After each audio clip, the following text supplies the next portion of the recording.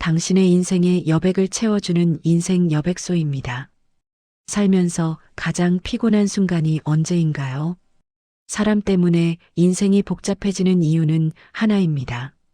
우리가 참아야 한다고 배웠기 때문이죠. 가족이니까, 오래 알았으니까, 나이 들면 외로우니까. 그렇게 참다 보면 어느 순간 내가 이상한 사람처럼 느껴집니다.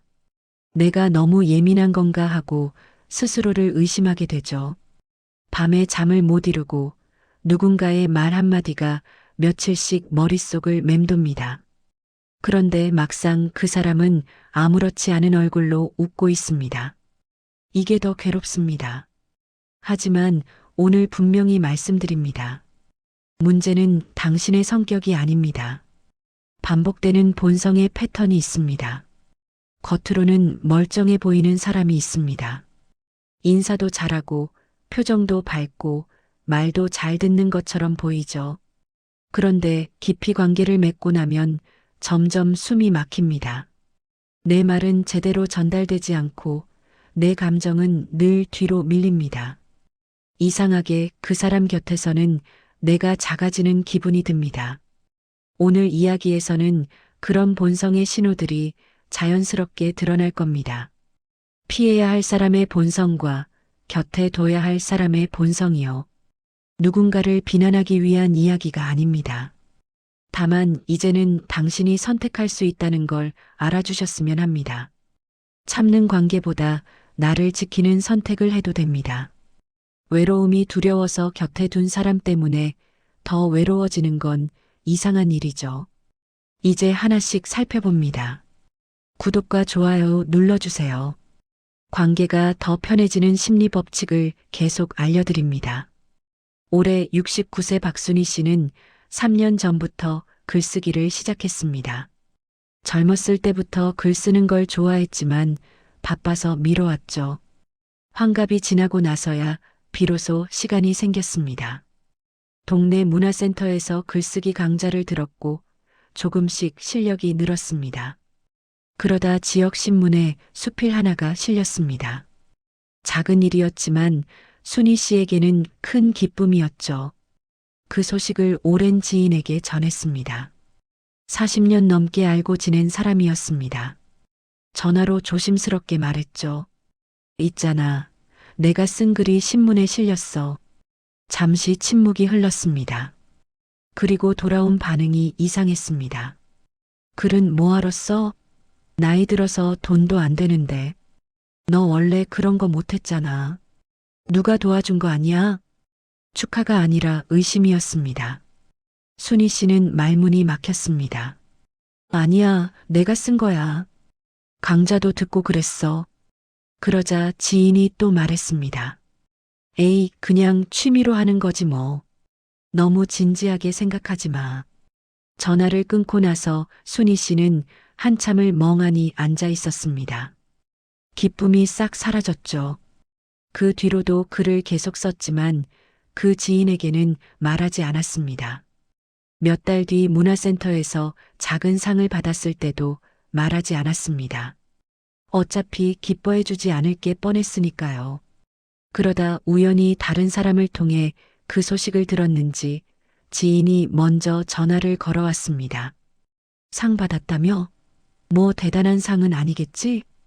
축하보다는 확인이었습니다. 순희 씨는 그제야 깨달았습니다. 이 사람은 내가 성장하는 게 불편한 거구나.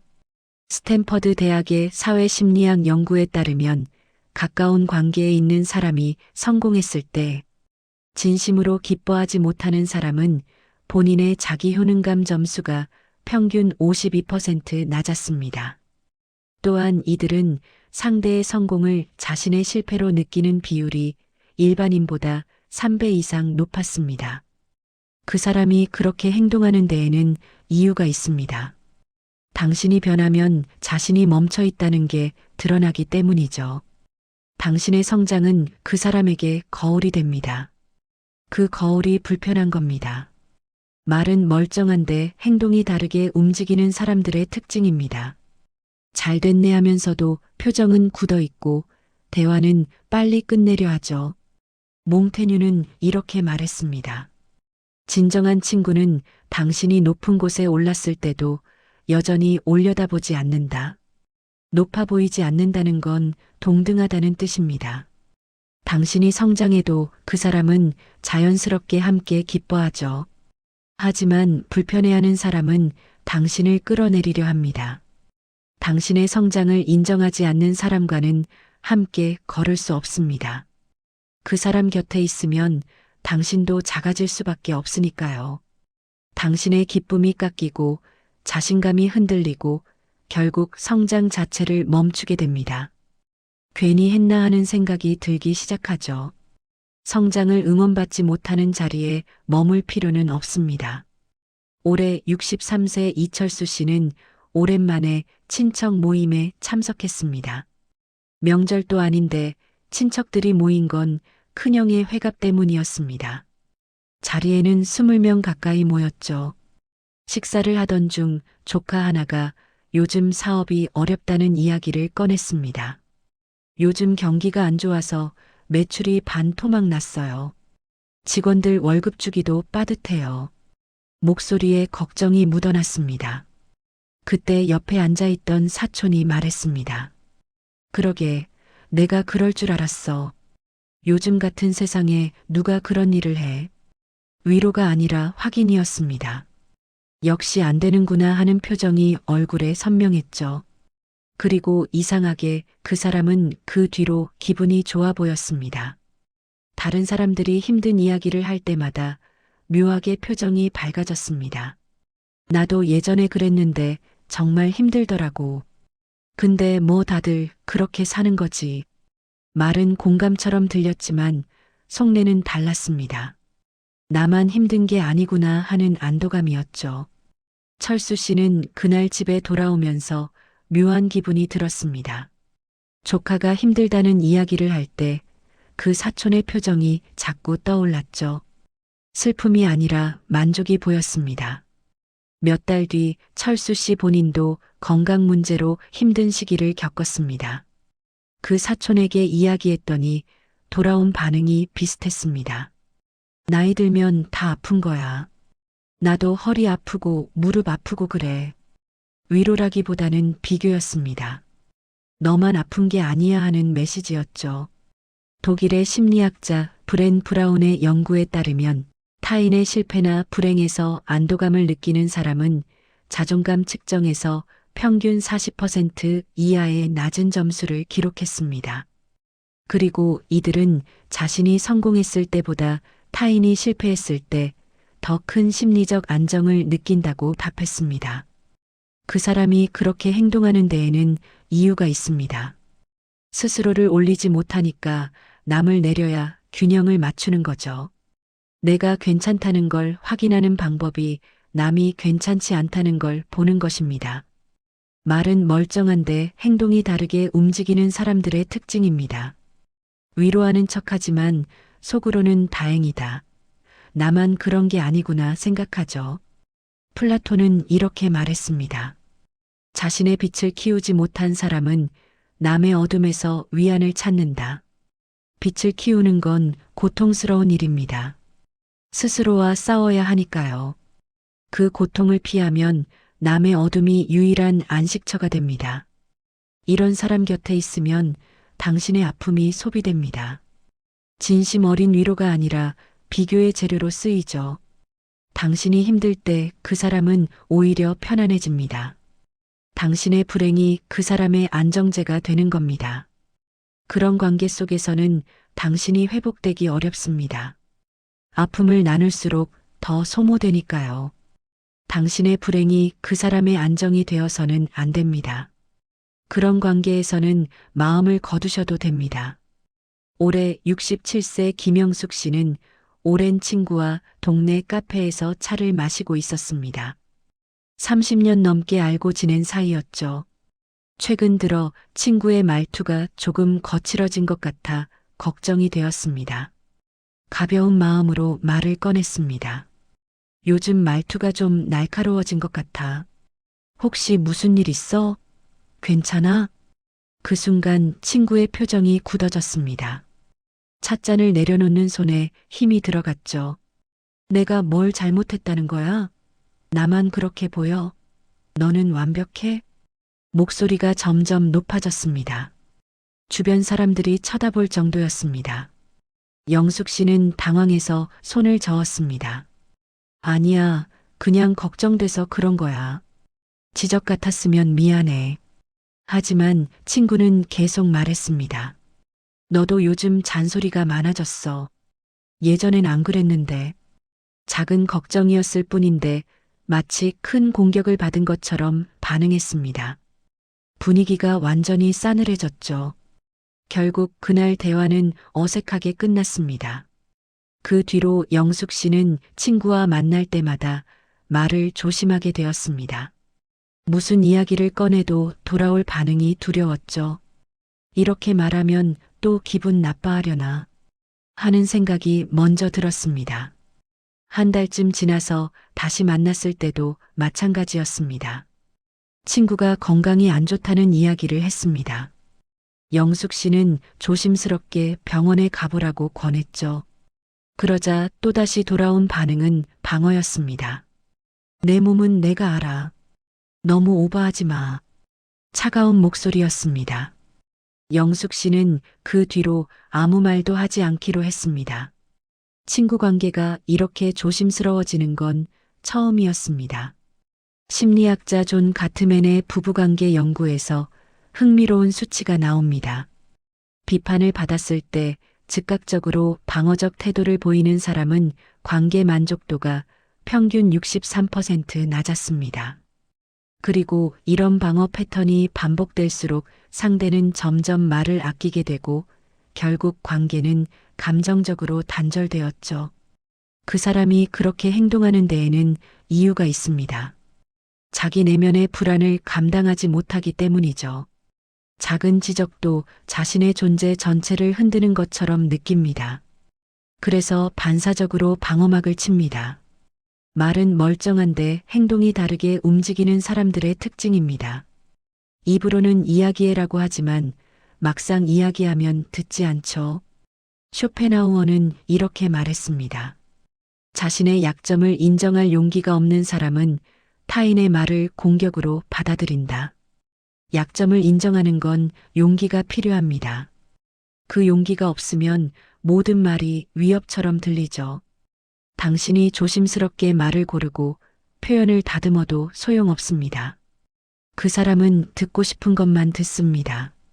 나머지는 공격으로 해석하죠. 이런 사람과 계속 관계를 유지하면 당신의 에너지가 고갈됩니다.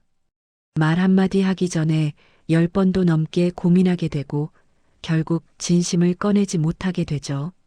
관계는 겉으로만 유지될 뿐 속은 텅 비어버립니다. 이런 사람과는 거리를 두셔도 됩니다. 당신의 진심이 왜곡되는 관계에서 마음을 쓸 필요는 없습니다. 올해 71세 최병철 씨는 가족 모임에서 불편한 경험을 했습니다.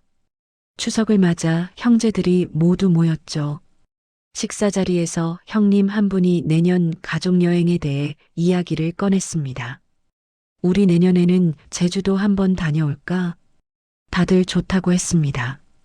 그런데 날짜를 정하는 과정에서 의견이 엇갈렸습니다. 한 형제가 5월을 제안했고 다른 형제가 9월이 낫다고 했죠. 병철 씨는 조심스럽게 말했습니다. 둘 다 괜찮은데 날씨 생각하면 9월이 좀 더 나을 것 같아. 그 순간이었습니다. 5월을 제안했던 형제가 갑자기 목소리를 높였습니다. 내가 얼마나 생각해서 5월이라고 한 건데 너희가 날 뭘로 보는 거야? 손으로 식탁을 탁 쳤습니다. 그릇들이 덜컥거렸죠. 아니, 형님, 그냥 의견일 뿐이에요. 5월도 괜찮아요. 병철 씨가 황급히 손을 저었지만 소용없었습니다. 아니야. 매번 내 말은 무시하고. 이번에도 그래. 결국 자리를 박차고 일어나 밖으로 나가버렸습니다. 분위기가 완전히 얼어붙었죠. 30분쯤 지나서 돌아왔을 때는 언제 그랬냐는 듯 평소처럼 말을 걸더니 웃기도 했습니다. 하지만 사과는 없었습니다. 대신 이렇게 말했죠. 내가 그럴 수밖에 없었어. 너희가 날 화나게 만들었잖아. 자신의 분노를 상대의 탓으로 돌렸습니다. 병철 씨는 그 뒤로 그 형제와 말할 때 늘 조심하게 되었습니다. 언제 또 폭발할지 모르니까요. 가족 모임도 점점 부담스러워졌습니다. 지뢰밭을 걷는 기분이었죠. 하버드 의대 정신과의 연구에 따르면 분노 표출 후 책임을 타인에게 전가하는 사람은 재발률이 87%에 달했습니다. 즉, 그리고 이들은 분노 조절 능력 평가에서 정상 범위의 30% 미만을 기록했습니다. 그 사람이 그렇게 행동하는 데에는 이유가 있습니다. 자기 감정의 주인이 되지 못하기 때문이죠. 분노는 누구에게나 있습니다.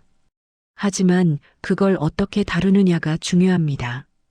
말은 멀쩡한데 행동이 다르게 움직이는 사람들의 특징입니다.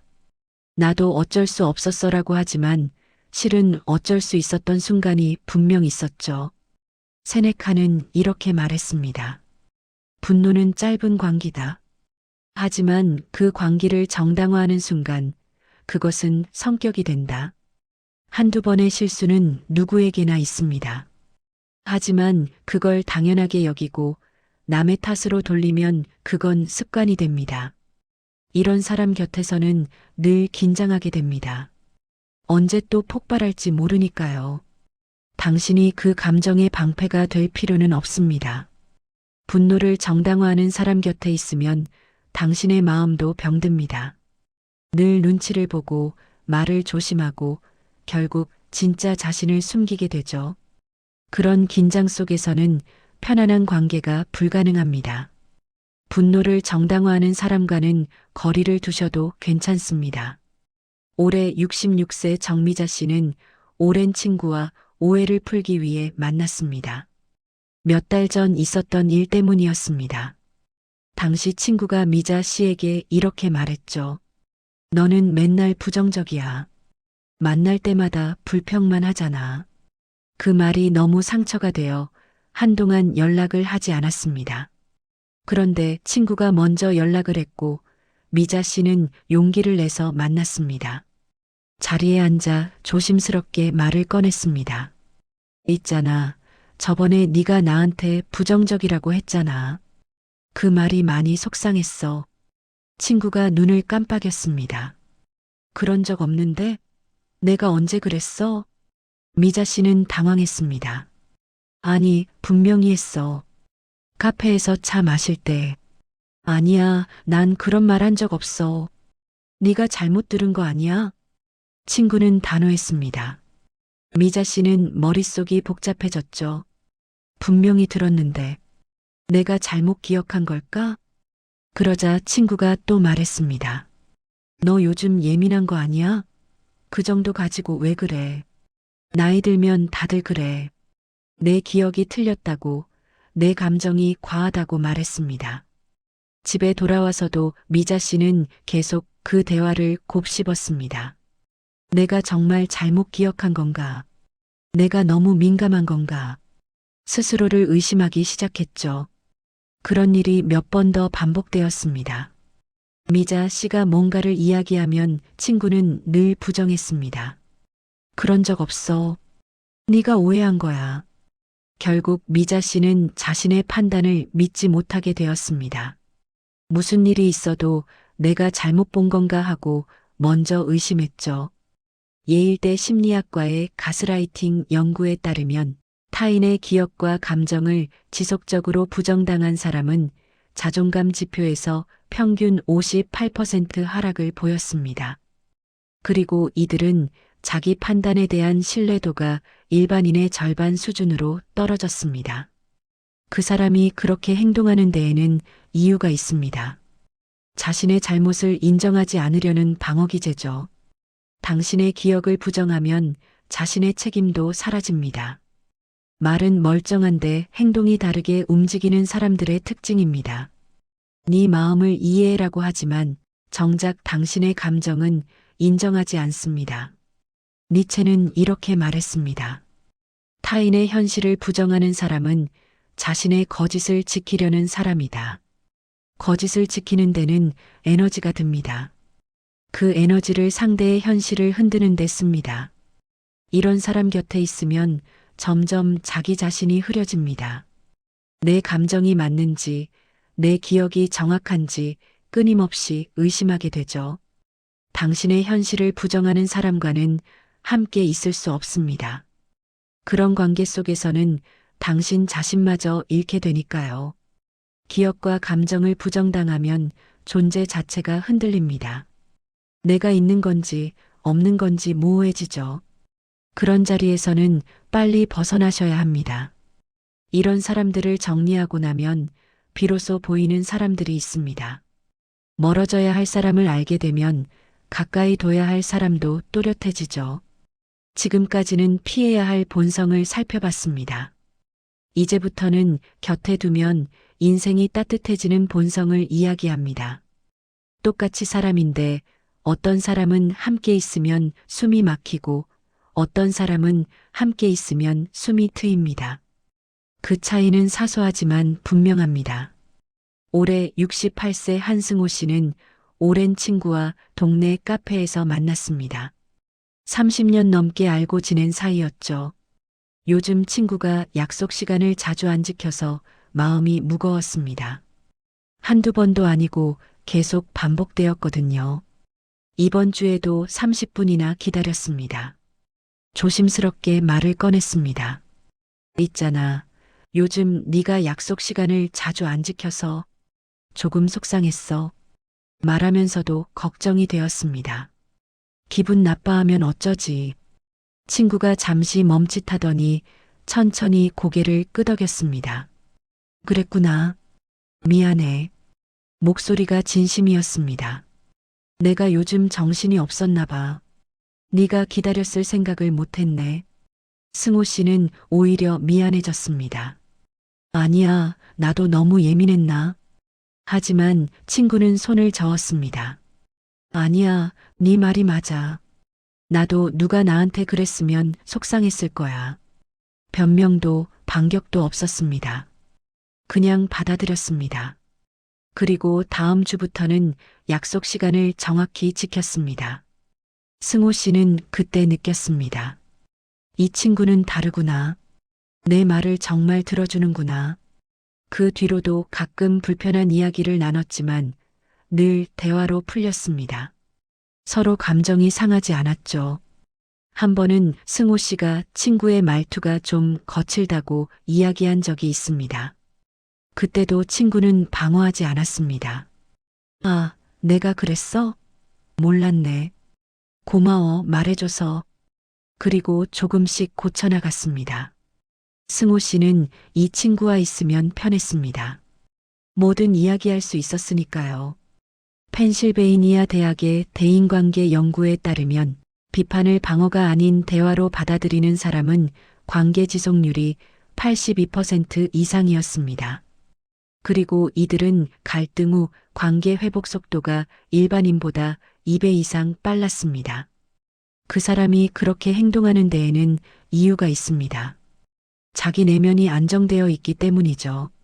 작은 지적을 존재 전체에 대한 공격으로 느끼지 않습니다. 그래서 침착하게 들을 수 있습니다. 말은 멀쩡한데 행동도 같은 방향으로 움직이는 사람들의 특징입니다. 이야기해라고 하면 정말 듣습니다.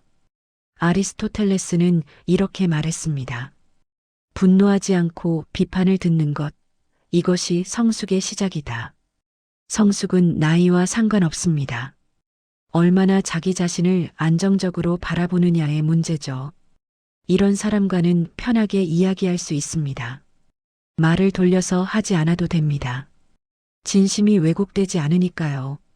방어하지 않는 사람과 함께 있으면 당신도 자유로워집니다. 말하기 전에 10번 고민하지 않아도 되고 진심을 숨기지 않아도 되죠. 관계가 가벼워지고 투명해집니다. 반대로 늘 방어하는 사람 곁에 있으면 당신도 무거워집니다.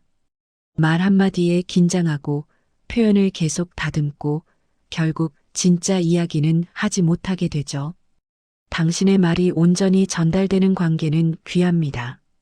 그런 사람은 곁에 두셔도 좋습니다.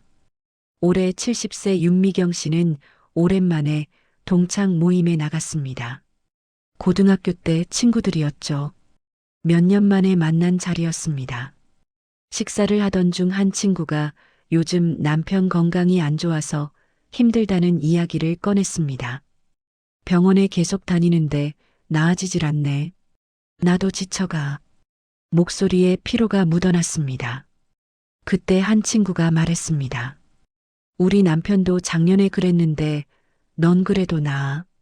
우리는 수술까지 했어. 비교였습니다. 위로가 아니었죠. 미경 씨는 그 모습을 보면서 불편했습니다. 저렇게 말하면 위로가 되나? 그런데 옆에 앉아있던 다른 친구가 말했습니다. 많이 힘들겠다. 간병하는 게 정말 쉽지 않지. 그리고 가만히 손을 잡아줬습니다. 혼자 다 감당하지 말고 힘들면 우리한테 이야기해. 비교도 충고도 없었습니다. 나도 예전에 그랬는데 같은 말도 하지 않았습니다. 그냥 그 친구의 아픔을 그대로 받아줬습니다. 남편 건강이 안 좋다던 친구의 눈에 눈물이 맺혔습니다. 고마워. 말하니까 조금 나은 것 같아. 미경 씨는 그날 집에 돌아오면서 생각했습니다. 사람마다 위로하는 방식이 다르구나. 어떤 사람은 비교하고 어떤 사람은 그냥 들어주죠. 몇 달 뒤 미경 씨 자신도 힘든 일이 있었습니다. 자식 문제로 속상한 일이 있었거든요. 그때 그 친구에게 전화를 걸었습니다. 친구는 역시 비교하지 않았습니다. 엄마 마음이 얼마나 아플까? 괜찮아질 거야. 시간이 필요할 뿐이야. 그 말이 큰 위로가 되었습니다. 시카고 대학의 공감 연구에 따르면 타인의 고통을 자신의 경험과 비교하지 않고 그대로 수용하는 사람은 공감 능력 지수가 평균 78점 이상이었습니다. 그리고 이들은 타인에게 정서적 안정감을 주는 비율이 일반인보다 3배 높았습니다. 그 사람이 그렇게 행동하는 데에는 이유가 있습니다. 타인의 아픔을 자기 이야기로 덮지 않아도 될 만큼 스스로가 채워져 있기 때문이죠. 상대의 감정을 소비하지 않습니다.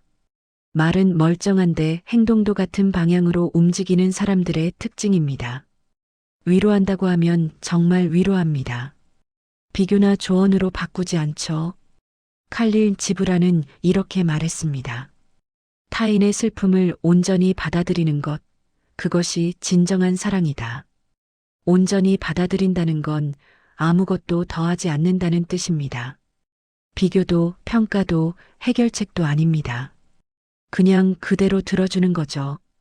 이런 사람 곁에서는 마음을 내려놓을 수 있습니다. 아픔이 소비되지 않고 존중받으니까요. 반대로 늘 비교하는 사람 곁에서는 아픔조차 제대로 털어놓지 못합니다. 나만 힘든 게 아니야 하는 말이 돌아올 게 뻔하니까요. 그런 위로는 위로가 아니라 또 다른 상처가 됩니다. 당신의 감정을 그대로 받아주는 사람은 보물입니다. 8. 당신의 성장을 자연스럽게 기뻐하는 사람. 올해 64세 김태준 씨는 최근 작은 성취를 경험했습니다. 평생 바둑을 좋아했는데 동네 바둑대회에서 우승을 한 겁니다. 규모는 작았지만 태준 씨에게는 큰 의미였죠. 10년 넘게 꾸준히 연습해온 결과였으니까요. 그 소식을 오랜 친구에게 전했습니다. 40년 넘게 알고 지낸 사람이었습니다. 전화로 조심스럽게 말했죠. 있잖아. 내가 바둑대회에서 우승했어. 친구의 반응이 즉각적이었습니다. 진짜? 와, 정말 잘 됐다. 네가 얼마나 열심히 했는지 아는데. 목소리에서 진심이 느껴졌습니다. 의심도 질투도 없었습니다. 너 요즘 바둑 실력 많이 늘었더라. 당연한 결과야. 그냥 진심으로 기뻐해줬습니다. 태준 씨는 그 반응이 너무 고마웠습니다. 고맙다. 네가 기뻐해주니까 더 기분이 좋네. 친구가 웃으며 말했습니다. 당연하지. 다음에 밥 사. 축하한다. 전화를 끊고 나서도 태준 씨는 한참 웃었습니다. 기쁨이 배가 된 느낌이었죠. 그런데 며칠 뒤 다른 지인에게도 같은 이야기를 했습니다. 반응이 달랐습니다. 바둑? 그거 해서 뭐해? 돈 되는 것도 아닌데. 동네 대회잖아. 뭐 대단한 건 아니지. 축하보다는 평가였습니다. 태준 씨는 그 사람에게는 더 이상 말하지 않았습니다. 어차피 기뻐해주지 않을 게 뻔했으니까요. 그 뒤로도 작은 성취들이 있었지만 첫 번째 친구에게만 이야기했습니다. 그 친구는 늘 진심으로 축하해줬거든요. 너 요즘 뭐 하나씩 이루고 다니네. 멋지다. 그런 말을 들으면 또 무언가 해보고 싶어졌습니다. UCLA의 사회심리학 연구에 따르면 가까운 사람의 성공을 진심으로 기뻐하는 사람은 자기 효능감 지수가 평균 85점 이상이었습니다. 그리고 이들은 타인의 성공을 자신의 성장 동기로 삼는 비율이 일반인보다 4배 높았습니다. 그 사람이 그렇게 행동하는 데에는 이유가 있습니다. 당신의 성장이 자신의 가치를 위협하지 않기 때문이죠. 오히려 함께 기뻐할 수 있는 여유가 있습니다. 말은 멀쩡한데 행동도 같은 방향으로 움직이는 사람들의 특징입니다. 잘 됐네라고 하면 표정도 환합니다. 대화도 계속 이어가고 싶어 하죠. 괴테는 이렇게 말했습니다. 친구의 행복을 함께 기뻐할 수 있는 사람, 그 사람이야말로 진정한 친구다. 함께 기뻐한다는 건 쉬운 일이 아닙니다. 질투심이나 비교의식을 넘어서야 가능하죠. 그걸 할 수 있는 사람은 이미 자기 자신과 평화로운 사람입니다. 이런 사람 곁에서는 당신도 더 성장하고 싶어집니다. 응원받는 기분이 드니까요. 반대로 성장을 불편해하는 사람 곁에 있으면 당신도 멈춥니다. 괜히 했나 하는 생각이 들고 새로운 시도를 주저하게 되죠. 성장하는 사람 옆에는 응원하는 사람이 필요합니다. 성장을 함께 기뻐해주는 사람은 평생 곁에 두셔도 좋습니다. 올해 72세 조병수 씨는 가족 모임에서 인상 깊은 경험을 했습니다. 명절이 아닌데도 형제들이 모인 건 어머니 제사 때문이었습니다. 제사 준비를 하다가 의견 차이가 생겼습니다. 음식 배치를 두고 형님과 동생이 다른 의견을 냈죠. 어머니가 살아계실 때는 이렇게 했어. 아니야, 저렇게 하는 게 맞아. 목소리가 조금씩 높아졌습니다. 그러다 동생 한 명이 순간 목소리를 높였습니다. 내 말은 정말 안 듣네. 분위기가 싸늘해졌죠. 다들 입을 다물었습니다. 병수 씨도 불편했습니다. 그런데 잠시 후 그 동생이 말했습니다. 미안해. 내가 너무 흥분했어. 잠깐 밖에 나갔다 올게. 밖에 나가서 한참을 있다가 돌아왔습니다. 표정이 차분해져 있었죠. 미안했어. 내가 요즘 스트레스가 좀 있었나 봐. 형님 말대로 하자. 책임을 남에게 돌리지 않았습니다.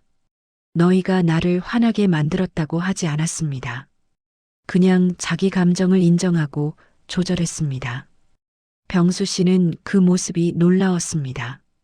예전의 모습과는 사뭇 다른 사람 같았기 때문입니다. 나중에 둘이 남았을 때 물어봤습니다. 너 많이 변했다. 어떻게 그렇게 침착해졌어? 동생이 웃으며 말했습니다. 나이 먹으면서 배웠지. 화를 내고 나면 후회되잖아. 그게 더 힘들더라고. 병수 씨는 고개를 끄덕였습니다. 그 뒤로도 가족 모임이 몇 번 더 있었습니다. 가끔 의견이 엇갈릴 때가 있었지만 그 동생은 늘 침착했습니다. 화가 나면 잠시 자리를 비우고 돌아와서 차분하게 이야기했죠. MIT 감정조절 연구소의 연구에 따르면 분노를 표출한 후 스스로 책임지는 사람은 재발률이 23%에 불과했습니다. 그리고 이들은 분노 조절 능력 평가에서 평균 82점 이상을 기록했습니다. 그 사람이 그렇게 행동하는 데에는 이유가 있습니다. 자기 감정의 주인이기 때문이죠. 분노는 누구에게나 있지만 그걸 상대의 탓으로 돌리지 않습니다. 스스로 책임지고 조절합니다. 말은 멀쩡한데 행동도 같은 방향으로 움직이는 사람들의 특징입니다. 내가 잘못했어라고 하면 정말 반성하고 고칩니다. 마르쿠스 아우렐리우스는 이렇게 말했습니다. 감정을 통제할 수 없다면 그것은 당신을 통제할 것이다. 통제한다는 건 억누른다는 뜻이 아닙니다. 인정하고 책임지고 적절하게 표현한다는 뜻이죠. 이런 사람과는 안심하고 함께 있을 수 있습니다. 예측 가능하고 신뢰할 수 있으니까요. 반대로 분노를 정당화하는 사람과 있으면 늘 불안합니다. 언제 폭발할지 모르고 그 책임이 당신에게 돌아올 수도 있으니까요. 그런 긴장 속에서는 편안한 관계가 불가능합니다. 분노를 책임지는 사람은 관계에서도 책임을 집니다. 올해 69세 서명희 씨는 오랜 친구와 오해를 풀기 위해 만났습니다. 몇 달 전 있었던 일을 이야기하고 싶었죠. 당시 친구가 명희 씨의 선택을 비난하는 투로 말했습니다. 그건 네가 잘못 생각한 거야. 그렇게 하면 안 돼. 그 말이 계속 마음에 걸렸습니다. 용기를 내서 친구를 만났습니다. 조심스럽게 말을 꺼냈죠. 있잖아. 저번에 네가 내 선택이 잘못됐다고 했잖아. 그때 많이 속상했어. 친구가 잠시 생각하더니 천천히 말했습니다. 아, 내가 그렇게 말했구나. 미안해. 변명하지 않았습니다. 내가 그렇게 말했을 줄은 몰랐어. 네가 그렇게 느꼈다면 정말 미안해. 내 기억을 부정하지 않았습니다. 내 감정을 과하다고 하지도 않았습니다. 그대로 받아줬습니다. 명희 씨는 눈시울이 뜨거워졌습니다. 고마워. 말하기 어려웠는데 친구가 손을 잡으며 말했습니다. 아니야, 말해줘서 고마워. 내가 조심할게. 그 뒤로 두 사람의 관계는 더 깊어졌습니다. 불편한 이야기를 나눈 뒤에 오히려 가까워진 거죠. 명희 씨는 다른 친구들에게도 가끔 불편한 이야기를 했습니다. 하지만 반응이 달랐습니다. 그런 적 없는데? 네가 잘못 기억하는 거 아니야? 너 요즘 예민한 거 아니야? 그런 말을 들으면 입을 다물게 되었습니다. 그런데 첫 번째 친구는 달랐습니다. 명희 씨가 뭘 이야기해도 들어줬습니다. 부정하거나 평가하지 않았죠. 네가 그렇게 느꼈구나 하고 받아들였습니다. 명희 씨는 그 친구에게만큼은 진심을 털어놓을 수 있었습니다. 어떤 감정이든 왜곡되지 않을 거라는 믿음이 있었으니까요. 컬럼비아 대학의 관계심리 연구에 따르면 타인의 기억과 감정을 있는 그대로 존중하는 사람은 신뢰도 지수가 평균 89점 이상이었습니다. 그리고 이들은 장기적 관계 유지율이 일반인보다 5배 이상 높았습니다. 그 사람이 그렇게 행동하는 데에는 이유가 있습니다. 자신의 잘못을 인정할 수 있는 용기가 있기 때문이죠. 상대의 현실을 부정할 필요가 없습니다. 말은 멀쩡한데 행동도 같은 방향으로 움직이는 사람들의 특징입니다. 네 감정을 이해해라고 하면 정말 이해합니다. 부정하거나 왜곡하지 않죠. 칼 융은 이렇게 말했습니다. 타인의 현실을 존중하는 것, 그것이 진정한 관계의 시작이다. 존중한다는 건 동의한다는 뜻이 아닙니다. 다를 수 있음을 인정한다는 뜻이죠. 이런 사람 곁에서는 자기 자신으로 있을 수 있습니다. 왜곡하거나 숨기지 않아도 되니까요. 반대로 기억과 감정을 부정하는 사람 곁에서는 점점 자신을 잃습니다. 내가 맞는 건가 끊임없이 의심하게 되고 결국 자기 판단을 믿지 못하게 되죠. 그런 관계 속에서는 존재 자체가 흔들립니다. 당신의 현실을 존중하는 사람은 평생 함께할 수 있는 사람입니다. 사람은 거울입니다. 누구를 곁에 두느냐에 따라 내가 비치는 모습이 달라지죠. 어떤 거울은 나를 일그러뜨리고 어떤 거울은 나를 온전히 비춥니다. 이제는 어떤 거울을 선택할지 당신이 정해도 됩니다. 참는다고 관계가 좋아지지 않습니다. 외로움이 두렵다고 해서 아무나 곁에 두면 더 외로워집니다. 진짜 외로움은 혼자 있을 때가 아니라 함께 있는데 혼자인 것처럼 느껴질 때 찾아옵니다. 당신을 지키는 선택은 이기적인 게 아닙니다. 오히려 그게 나를 온전히 존중하는 방법이죠. 그리고 그 존중이 쌓이면 당신도 다른 사람을 온전히 존중할 수 있게 됩니다. 사람 때문에 지치는 건 당신 탓이 아닙니다. 다만 아직 본성의 신호를 읽지 못했을 뿐이죠. 이제는 조금씩 보일 겁니다. 누가 당신을 작게 만들고 누가 당신을 키우는지요. 우리 모두 조금씩 더 따뜻해질 수 있으면 좋겠습니다. 구독과 좋아요 눌러주세요. 관계가 더 편해지는 심리 법칙을 계속 알려드립니다. 당신의 인생의 여백을 채워주는 인생 여백소였습니다.